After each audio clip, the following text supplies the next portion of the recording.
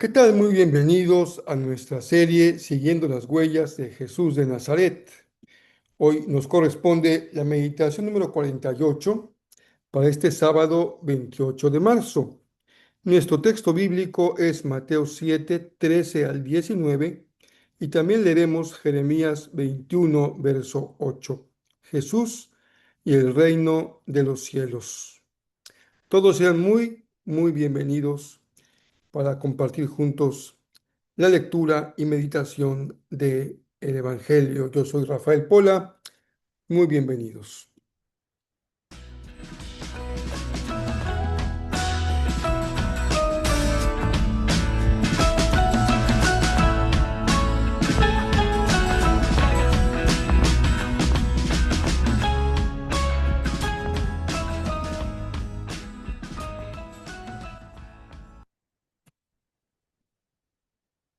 Estamos ya concluyendo la semana número 7 de nuestra serie.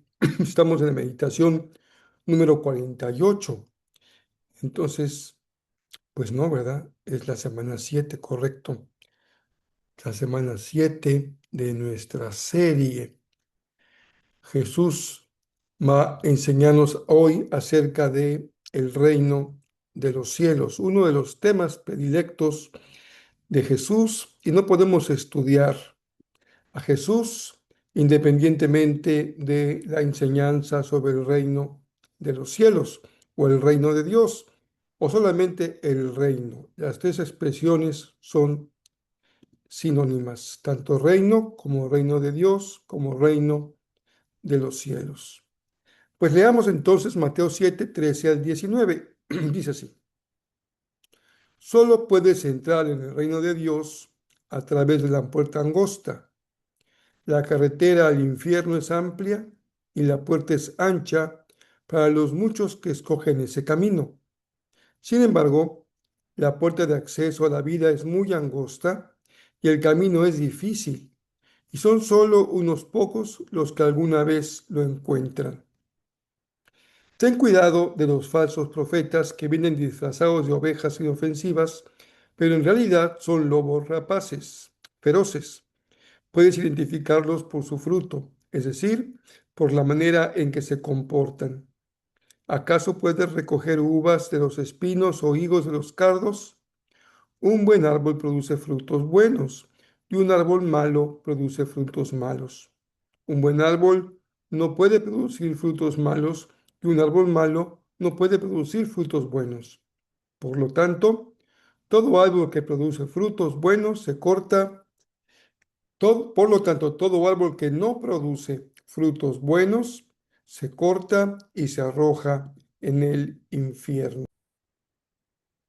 Con cierta frecuencia escuchamos la frase, volvamos a lo básico o caminemos las sendas antiguas.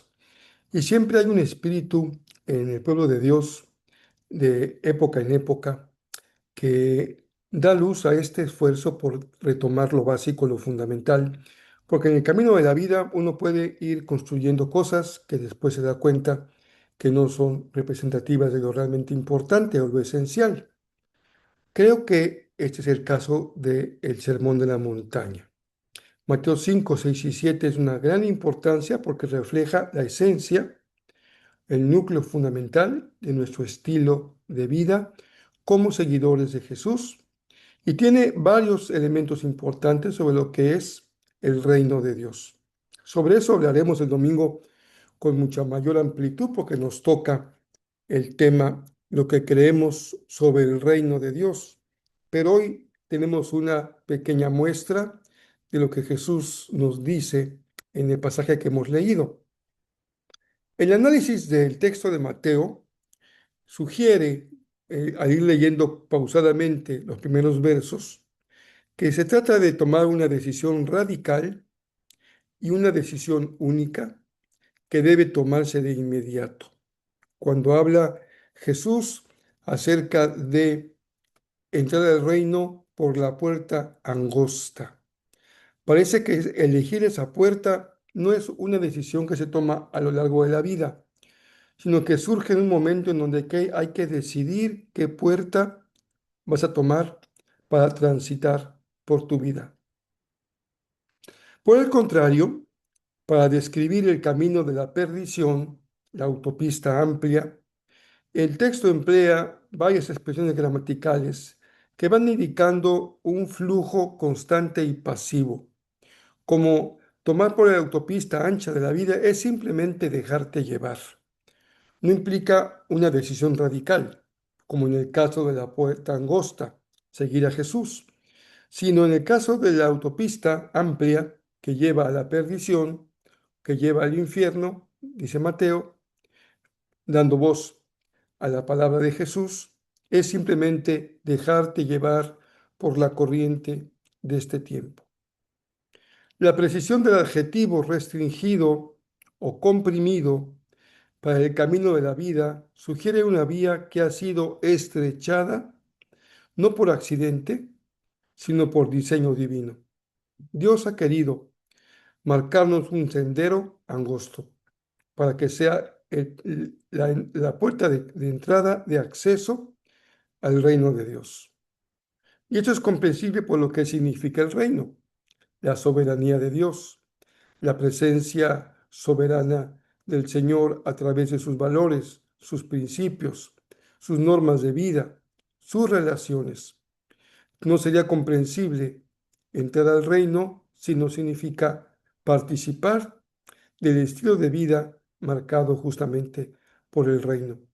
Porque no es un orden político, una estructura social, una estructura económica lo que tiene Jesús en mente, sino tiene un mundo de relaciones bajo la presencia soberana de Dios y que va a determinar, sin duda, la manera de vivir en este mundo en perspectiva del reino, su economía, su ética, sus valores, sus principios normados, guiados por lo que ya el Señor ha puesto en el corazón del que Él va a llamar un árbol bueno.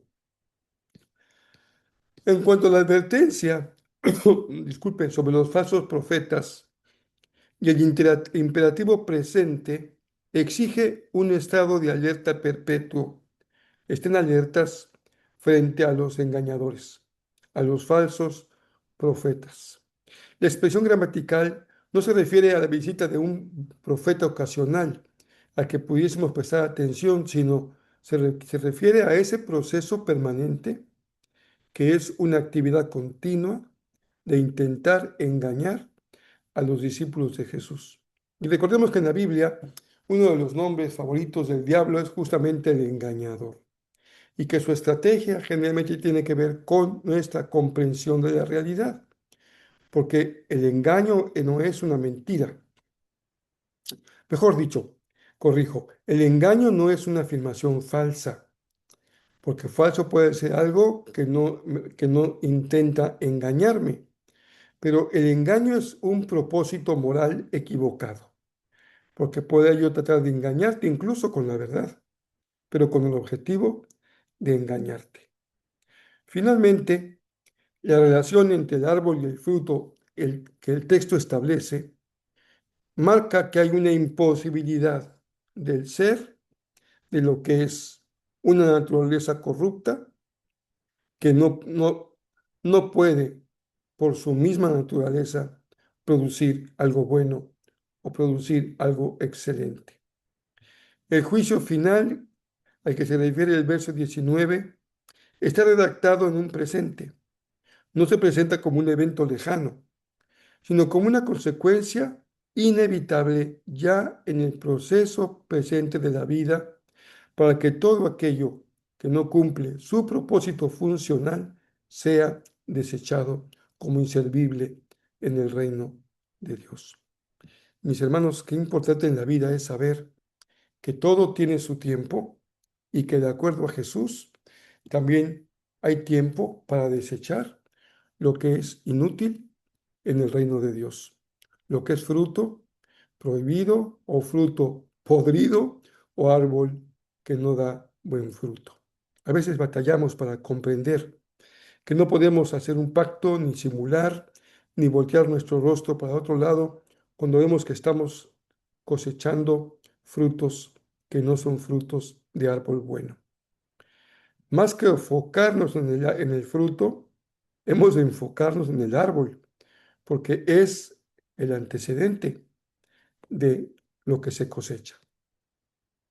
En esencia, este pasaje es un llamado a la coherencia absoluta entre aquello que somos, discípulos de Jesús, y lo que hacemos.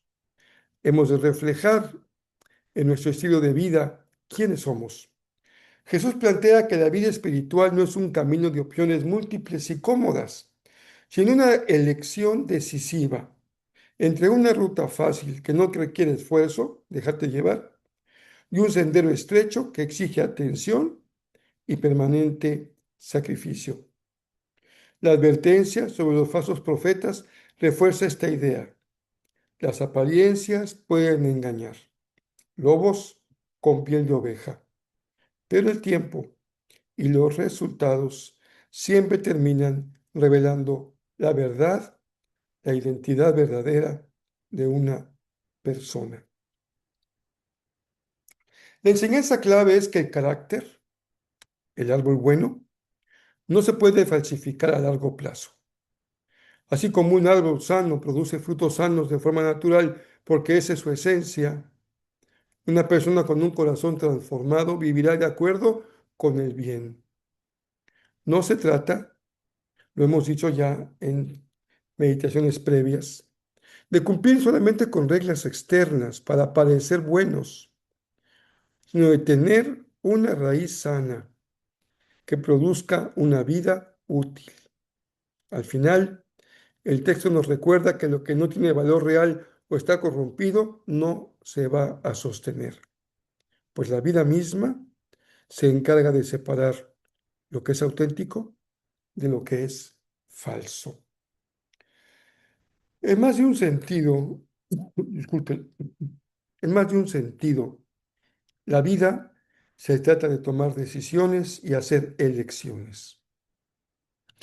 No siempre estamos en condiciones de elegir de manera adecuada, a veces por falta de claridad, a veces por inmadurez, a veces porque dejamos que nos dominen las emociones. Y podemos tomar el camino más fácil, el camino más ancho, el más popular, el más placentero o el más satisfactorio. Y algunas de las entrevistas más duras que he escuchado cuando se pone ante el micrófono algún adolescente que ha cometido algún delito grave, es cuando escucho decir que lo que los motivó era recibir el beneplácito de sus compañeros de la pandilla o del grupo. No se tentaron el corazón para hacer algo muy malo, simplemente por búsqueda de reconocimiento y de aceptación. O lo que pasa con una mujer que ha permitido una y mil ofensas por el temor a tomar una decisión que sabe que debe de tomar. En realidad, no es que no decidamos, es que cada vez que elegimos no elegir, estamos eligiendo por la muerte. Cada vez que no decido por la vida, estoy decidiendo por la muerte. Y con una perspectiva a mediano o a largo plazo, las decisiones y las elecciones que hacemos hoy día en el presente van conformando una historia de vida que es el testimonio de un árbol bueno o de un árbol malo. Si por alguna razón eres un joven, un adolescente que has estado escuchando este podcast y estás iniciando tu camino en la vida, mi consejo basado en la enseñanza de Jesús hoy es: toma el camino angosto. Pero si ya tienes una edad en la que estás vislumbrando tal vez el final de tu camino, mi consejo sería: mantente en el camino angosto. No aflojes ni al empezar, no aflojes al terminar. Frente a la presión social que tiene como objetivo que te amoldes a la cultura que gira hoy alrededor de lo aparente, lo superficial y la satisfacción de lo inmediato. Una cultura que dice: disfruta hoy y ya veremos cómo lo resuelves mañana. Este es el mensaje del que nos advierte Jesús sobre falsos profetas. Hay que evaluar el mensaje y hay que verlo a la luz de decisiones de vida y de decisiones que se mantengan en el paso del tiempo como decisiones sólidas. Y a los falsos profetas que pueden estar presentes en tu escuela, en tu vecindario, con tus amigas o con tus amigos, o en los podcasts o en las redes sociales, a eso simplemente hay que dejarlos de escuchar. Este consejo es muy antiguo.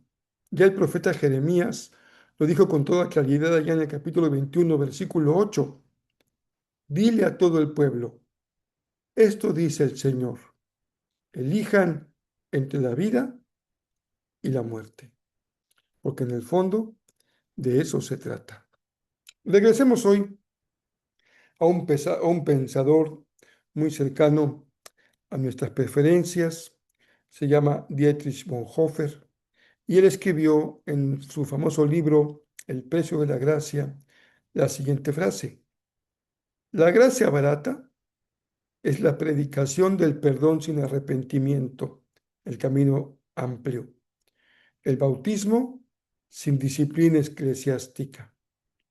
La gracia barata es gracia sin seguimiento, gracia sin cruz, gracia sin Jesucristo vivo y encarnado. Les felicito porque llegamos al final de esta semana. Hoy estamos ya en el día sábado.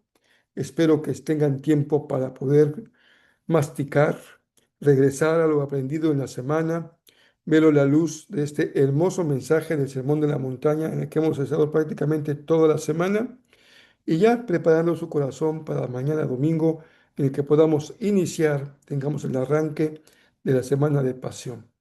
Seguiremos nosotros con nuestra serie Siguiendo las huellas de Jesús en Nazaret y en nuestro tiempo de clase vamos a abordar con más detalle lo que enseña, lo que creemos acerca del reino de Dios. Les envío un abrazo muy fuerte y bendiciones de nuestro Padre Celestial.